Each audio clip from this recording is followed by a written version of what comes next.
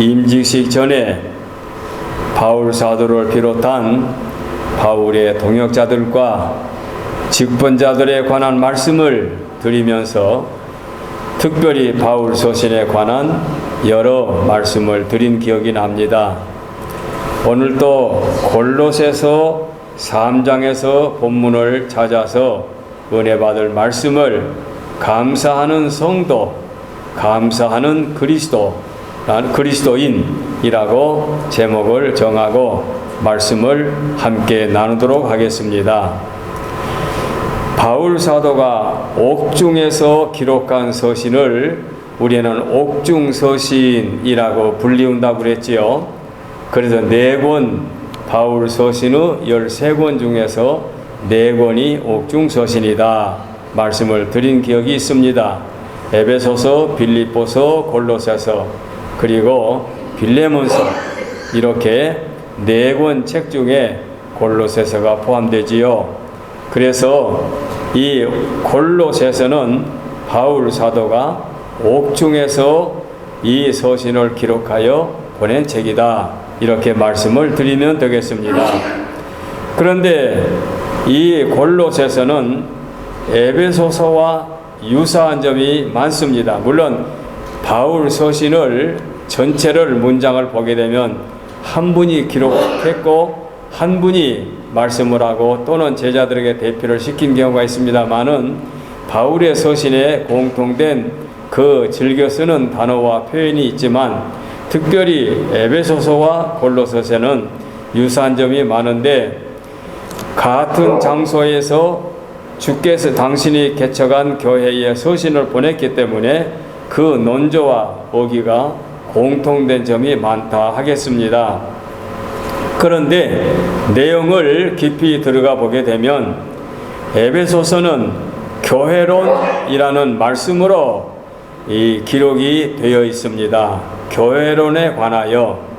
그런가 하면 골로새서는 그리스도론, 기독론, 그리스도가 어떤 분이다 라는 말씀을 이제 다루는 것이 골로새서의 주제라 하겠습니다.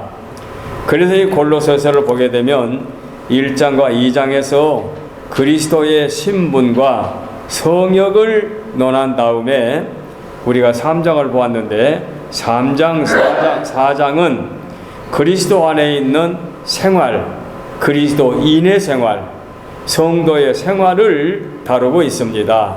그래서 오늘 우리는 바울이 기록한 옥중서신 골로새서 3장에서 그리스도인의 생활, 그 생활을 말씀을 드리는데, 오늘 우리는 감사하는 성도, 감사하는 그리스도인, 이렇게 연결을 지으면 골로새서가 어떤 책이고 골로새서 3장은 어떤 내용인데 오늘은 어떤 말씀이구나, 이렇게 이해가 될 줄로 압니다. 그래서 3장에 들어와서 보면 1절에서 17절까지 세 사람의 생활 원리를 말하고 있는데, 그 위의 것을 찾으라, 3장 초두에 나오는 유명한 말씀 여러분 기억하시죠? 그래서 1절로 4절에는 위의 것을 찾으라 하는 말씀을 말씀하고 있고, 5절로 11절까지 옛사람을 벗어버리라, 이렇게 말씀하신 다음에 오늘 본문 12절로 17절 말씀은 새 사람을 힘입은 자들이 어떻게 살아야 되는 건지 이것을 자세히 설명해주고 있습니다. 자, 그러면 오늘 본문에 특별히 12, 13, 14절을 건너뛰고 15절 말씀에 보면은 그리스도의 평강이 너희 마음을 주장하게 하라. 너희는 평강을 위하여 한 몸으로 부르심을 받았나니, 이제 그리스도의 생활을 말하기 위해서 한 몸으로 부르심을 받았나니 또한 너희는 감사하는 자가 되라, 이렇게 15절에 말씀하고 있죠.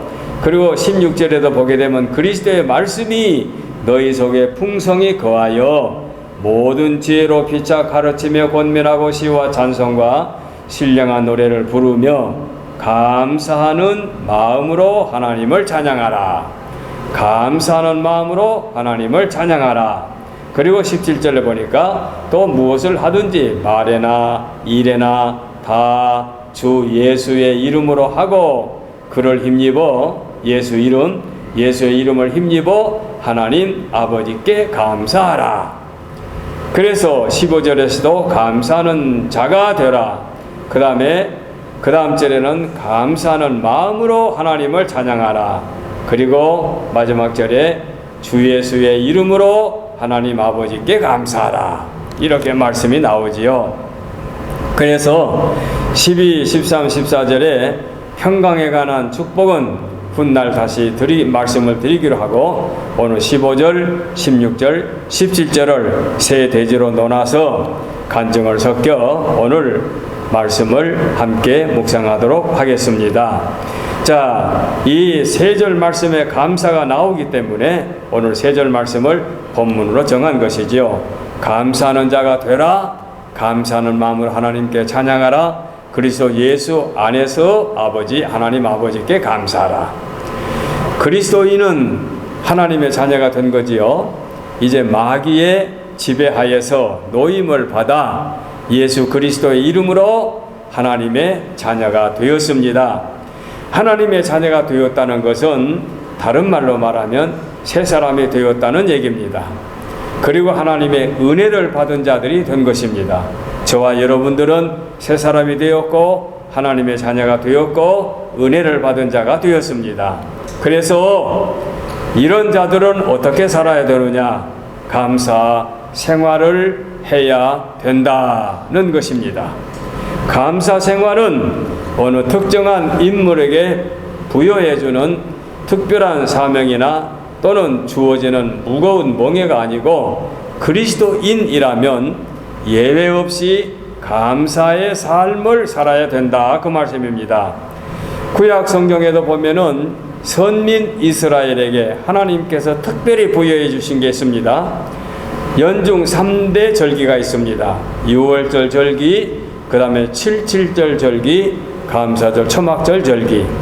자, 6월절 절기는 애굽에서 그 백성들이 400년의 노예 생활을 끝내고 자유함을 얻은 국가적인 해방의 날, 민족의 날이기 때문에 6월절 절기를 하나님이 우리에게 은혜를 주셨으니 감사합니다 하고 6월절 절기를 성대히 지키라는 것이고, 77절 또는 맥추절, 그 초실절, 이 말은 봄, 추수, 그러니까 우리 한국어로 말하면 보리 추수지요.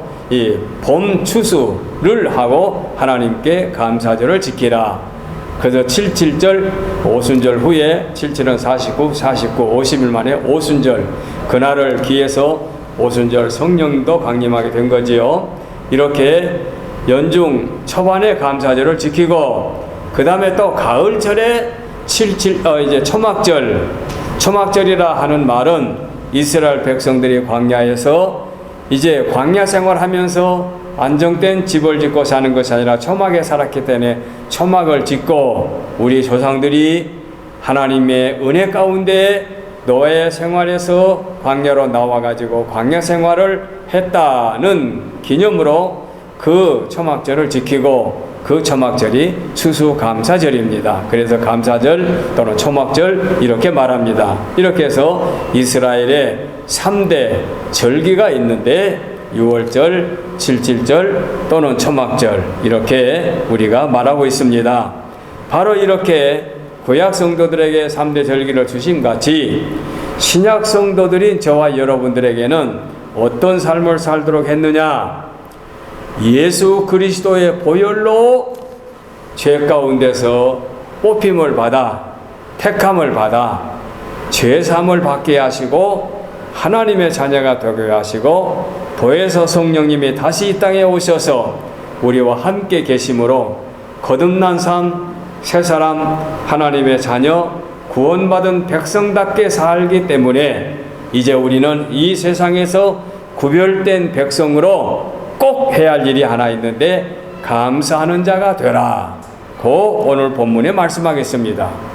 그래서 골로새서의 바울 사도가 이 3장에서 감사하는 자가 되라 고 말씀하셨기에 저는 감사하는 성도, 감사하는 그리스도인이라고 오늘 제목을 정하게 된 것입니다. 자, 그러면 첫째로 감사하는 자가 되라. 마지막 절에 감사하라는 말씀이 나옵니다만은 감사하는 자가 되라. 그게 무슨 뜻입니까? 감사하는 자가 되라. 쉬운 말로 생각해 보십시다. 세교회는 다니엘 목사가 현수막이라고 그러죠. 천에다가 성구를 써가지고 벽에다가 붙여놓은 그 성구 중에 그럼에도 불구하고 감사하라는 그런 문구를 만들어다가 벽에 붙여놨더라고요. 근데 장로님 한 번 날 보고 갑자기 목사님 저 성구가 무슨 뜻입니까? 하고 물어보면서 그 성구를 가르치는 건데 그게 그럼에도 감사하라. 불구하고란 말은 제가 아까 잘못 말한 거 같아요. 그럼에도 감사하라. 그렇게 그 성구를 말하면서 묻더라고요. 그래서 제가 그럼에도 감사하라 이 말은 좋은 일에도 감사하고 힘든 일에도 감사하고 어떤 상황에도 감사하라 그런 뜻이 아닙니까? 그러니까 장로님이 고개를 끄덕끄덕하면서 역시 그러더라고요. 무슨 말인가 하니 감사하는 자가 되라 그 말은 어떤 상황에서도 감사 생활을 잃지 말라 그 말입니다. 감사하라 하는 말은 어떤 도움을 받았을 때 은혜를 입었을 때 감사합니다. 절로 나오지 않습니까? 절로 나오는데 그 감사는 그때의 그 사건에 대한 감사고 또 지나가다가 그래 일회용으로 그 감사는 끝나고 또 다른 감사 또 힘들 때 그때 우리가 감사를 해야 되는데 감사하라 하는 말과 감사하는 자가 되라 하는 말은 그래서 다르다는 얘기죠.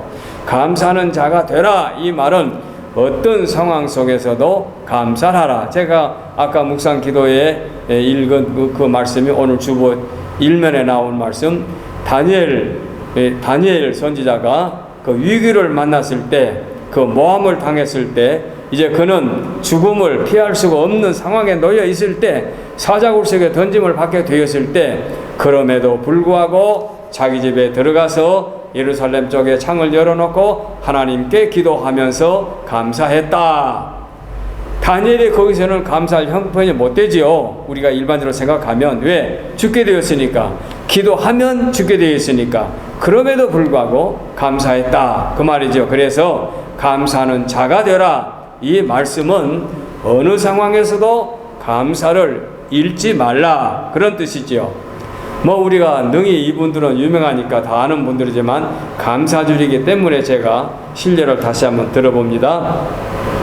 미국의 16대 대통령 링컨 대통령은 노예 해방을 비롯해서 정치가로서 실패도 거듭받고 변호사로서 의회 의원으로서 대통령까지 여러 가지 공이 많지만 그 생애를 다 말하지 않고 그분에게 이런 그 참 고통스러운 점이 있더라고요. 4살 때 남자 동생이 세상을 떠납니다. 4살 때 링컨이 4살 때 그리고 9살 때 링컨의 친모가 세상을 떠나지요. 그리고 18살 때에 또 여동생이 죽습니다. 그리고 결혼을 했는데 아내가 두 아들을 낳았는데 두 아들이 하나는 열병으로 하나는 결핵으로 세상을 떠나니까 아내가 또 이상자가 됩니다.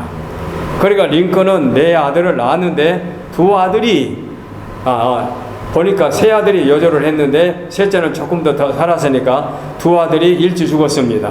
거기다가 아내가 너무 고통을 당하니까 정신 이상자가 되었습니다.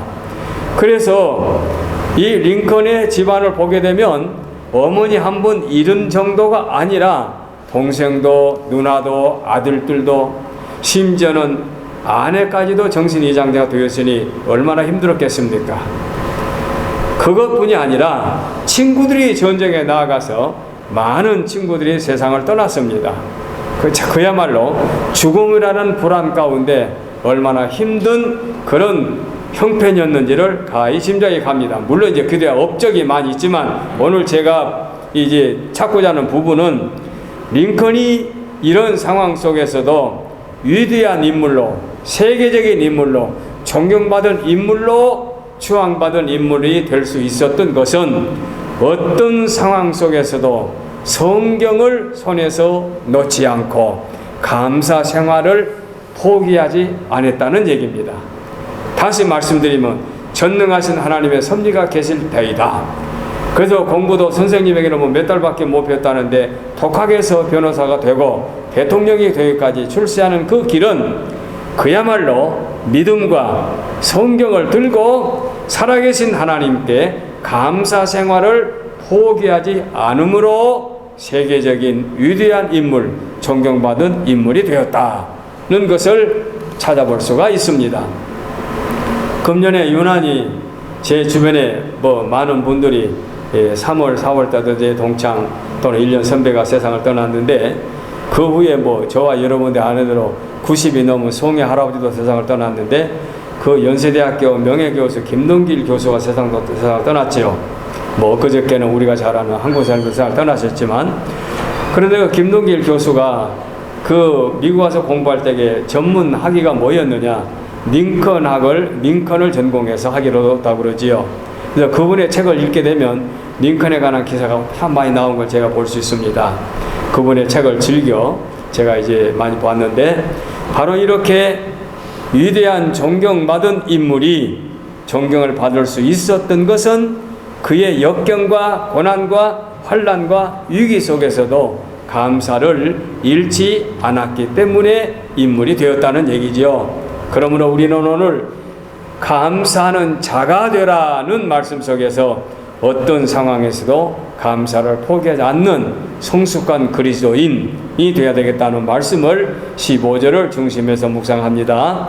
그 다음에 16절 말씀으로 마음으로부터 감사는 출발이 되어야 된다. 입술로 얼마든지 감사할 수 있죠. 형식적인 감사. 그러나 그 감사는 진정한 감사가 될 수 없는 거지요. 마음속으로부터 감사. 어떤 환경에서도 감사할 수 있는 비결은 마음속으로부터 감사가 잠재해 있을 때 그 감사가 진정한 감사가 되는 거지, 마음에 감사가 없으면 외적으로 감사, 입술로 감사는 진정한 감사가 아니라는 얘기지요. 입술로만이 감사는 형식적인 감사 아니겠습니까? 그러므로 마음으로부터 하나님께 감사하라.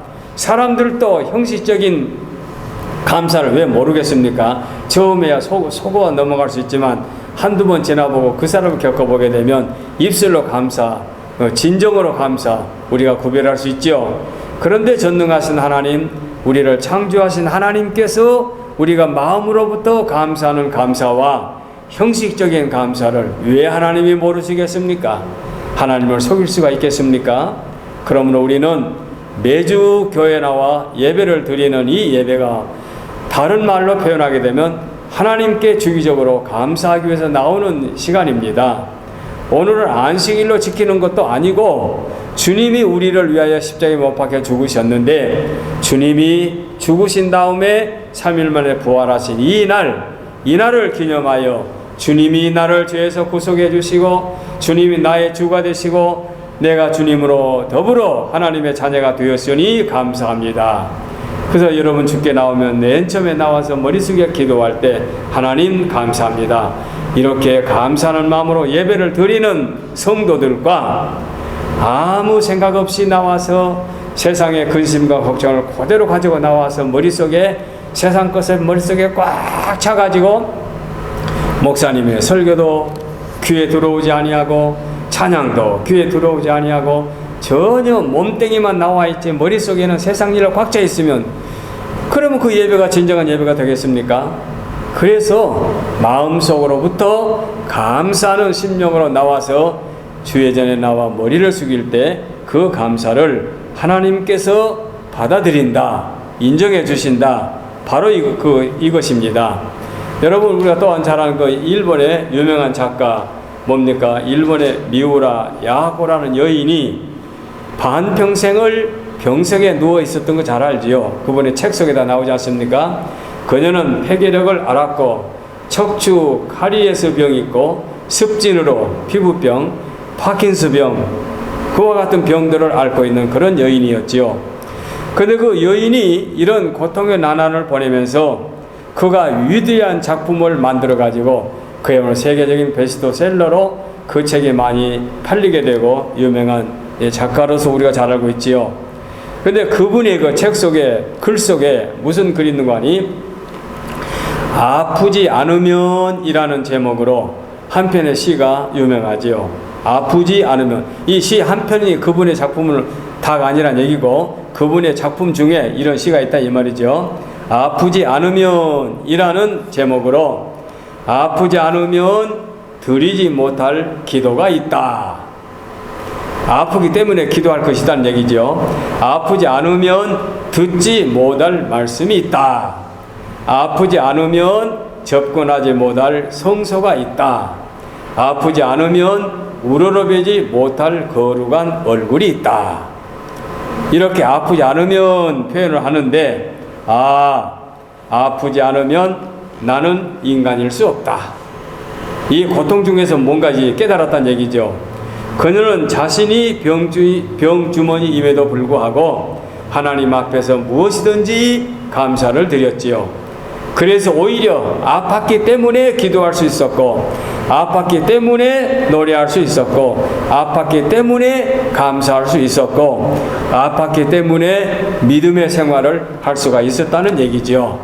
그래서 그녀는 아파 누워 있으면서 병실에서 그는 머릿속에 생각하기를, 내가 그리스도의 은혜를 입었으니 내가 어떻게 하면 내 주위에 있는 환자들을 기쁘게 해줄까, 그리고 그리스도를 소개할 수 있을까, 이렇게 머릿속에 생각하고, 그는 비록 자기는 아프지만 다른 사람에게 항상 기쁨을 보여주려고 애를 썼습니다.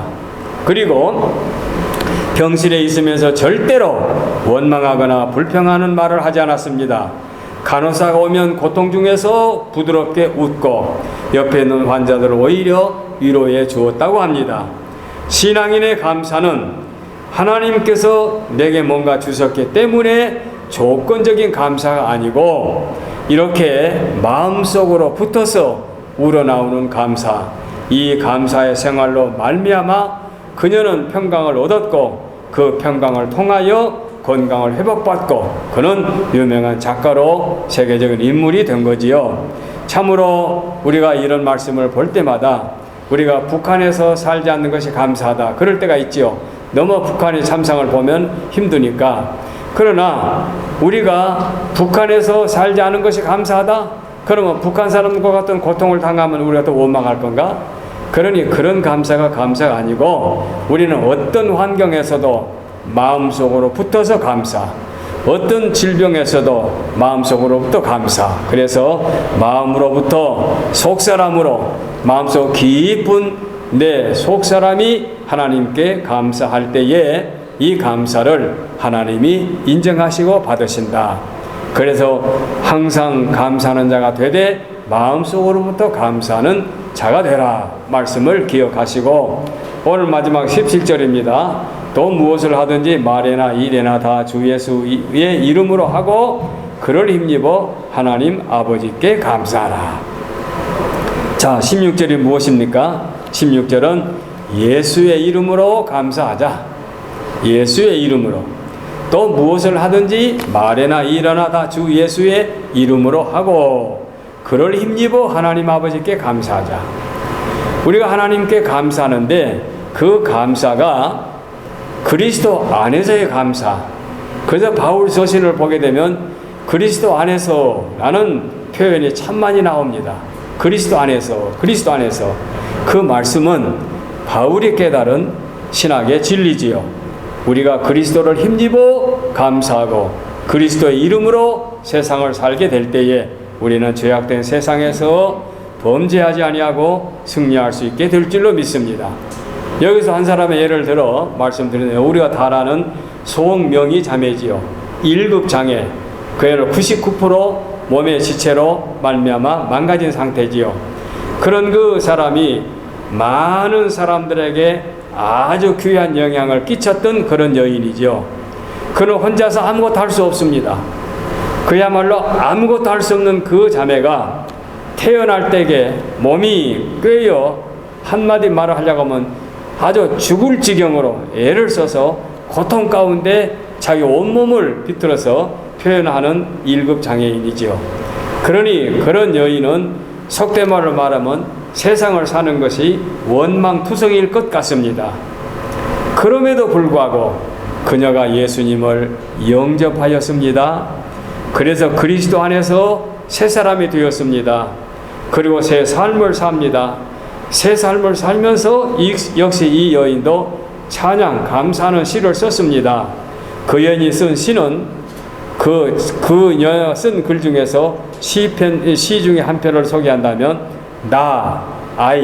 나라는 제목으로 시를 썼는데, 나 가진 재물 없으나, 나 남이 가진 지식 없으나, 나 남에게 있는 건강 잊지 못하나, 나 남이 없는 것 있으니, 나 남이 못 보는 것 보았고, 나 남이 듣지 못한 음성을 들었고, 나 남이 받지 못한 사랑을 받았고, 나 남이 모르는 것 깨달았네. 이어집니다. 공평하신 하나님이 남이 가진 것 나 없지만 공평하신 하나님이 남이 없는 것 갖게 되었네.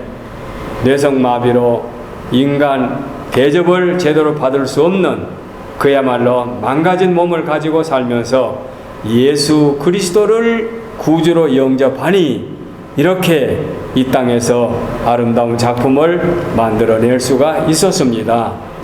우리가 이 땅에 살면서 힘들고 어렵고 억울하고 분하고 참으로 고통당하는 일들이 한두 가지입니까? 하루에도 수십 번 힘든 일을 당할 때가 있지요. 그러나 그리스도 안에서 새로운 힘을 얻고 이런 여인처럼 감사의 마음으로부터 솟아나고 그리스도 안에서 새 사람이 되어 감사하게 되면 그것이 이 땅에서 그리스도인의 참 가치임을 보여주고 있습니다. 우리가 이 땅에 살면서 그리스도인들 가운데에 엉뚱한 사람들 참 많습니다.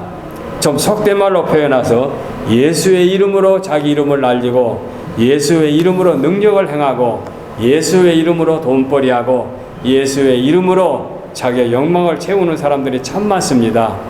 이걸 한마디로 말하면 가짜 그리스도인들입니다. 그럴 수가 없습니다. 특별히 이단 교주 같은 사람은 예수님이 유대인들에게 멸시를 받지 않았느냐? 나도 세상 사람들이 박해하는 것은 예수님과 같기 때문에 그렇다. 나는 하나님의 제2의 예수다. 이따로 말하는 것은 참으로 이단들의 전형적인 수법이지요. 기도원 원장들도 타락해가지고 그리스도의 자기가 능력을 하나님께서 주신 은혜를 갖고 자기가 가진 능력처럼 행하면서 대접받는 사람이 얼마나 많습니까? 그러므로 우리는 예수 그리스도의 존재를 바로 알고 우리가 예수님이 어떤 분인 것을 바로 깨닫고 그걸 기억해야 할 것입니다. 제가 늘 즐겨 소개하지요. 요한복음 20장 31절에 요한이 이 요한복음을 기록한 다음에 이렇게 결론 내리지요. 내가 이 요한복음을 기록한 목적은 오직 이것을 기록함은 너희로 예수께서 하나님의 아들 그리스도이심을 믿게 하려 함이요 또 너희로 믿고 그 이름을 힘입어 생명을 얻게 하려 함이라. 하나님 말씀을 기록한 성경의 저자가 이렇게 말합니다.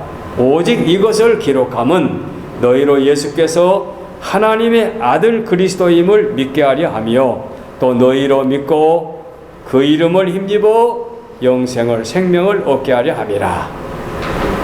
바로 이것이 그리스도인의 삶의 목적입니다. 자, 예수 그리스도 안에서 우리는 항상 감사의 삶을 사는데 우리가 이 감사가 얼마나 아름답고 귀한가. 당연히 그리스도는 감사해야 되는데 그 감사가 얼마나 귀한가. 일본의 결론적으로 말씀을 드립니다. 일본의 파동학자, 파동학자인 에모도 마사로라고 하는 사람이 이런 실험을 해봤다고 그래요. 참 제가 이걸 글을 읽으면서 흥미롭다. 그래서 내가 메모를 해놨습니다.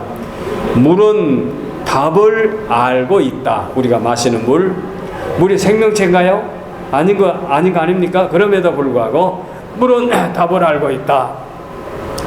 이런 그 책에서 감사가 얼마나 그 파워, 힘이 센가 하는 것을 실험을 해봤다는 겁니다. 자, 그분이 실험을 해봤는데 물을 가지고 먼저 물에다가 심한 모욕감을 주는 욕을 해봅니다. 그러니까 물의 결정체가 흉하게 깨어져 그 모양이 형편이 없이 변하더랍니다. 그런데 그리고 그 물에다가 악마라고 글씨를 써서 붙여놨더니 그 결정체가 흉하게 깨어져 모양이 완전히 악마처럼 흉하게 중간에 삐뚤어진 뻥 뚫린 그런 모양으로 변하더랍니다. 그런데 물을 향해서 고맙다, 감사하다 라고 말을 하니까 물의 결정체가 아름다운 육각형을 띠더라 는 내가 글을 읽어봤습니다. 이 실험 전문가의 실험이 참으로 놀랍지요. 더 나아가서 너를 사랑해 라고 하니까 가장 아름다운 결정체로 물의 분자가 변하더라 는 것입니다. 이 말씀은 그분의 책에서 나온 말이지만 이렇게 우리가 마시는 물도 듣기 좋은 말의 반응과 저주의 욕설의 반응이 다르다고 하면은 저와 여러분의 몸은 70%가 수분이라고 하지 않습니까? 수분으로 구성된 저와 여러분의 몸이 저와 여러분이 살아있는 동안 얼마나 소중합니까? 이 소중한 내 몸이 육신을 갖고 살면서 우리가 듣기 좋은 말, 칭찬, 고맙다, 감사하다는 반응과 우리가 남에게 우리가 비방거리, 흉을 당하고 또는 까닭없이 저주를 받게 되면 얼마나 우리 마음에 상처가 깊겠습니까? 그러므로 우리 성도가 하나님께 마땅히 감사의 삶을 사는 것은 어느 특정 직분자나 또는 물은 특별한 자들이 아니고 우리 모든 그리스도인들은 감사 생활이 지극히 당연한 도리인 것을 기억하고 오늘과 다음 주일 감사의 말씀을 준비하여 여러분 앞에 계속하여 증가하도록 하겠습니다. 기도하겠습니다.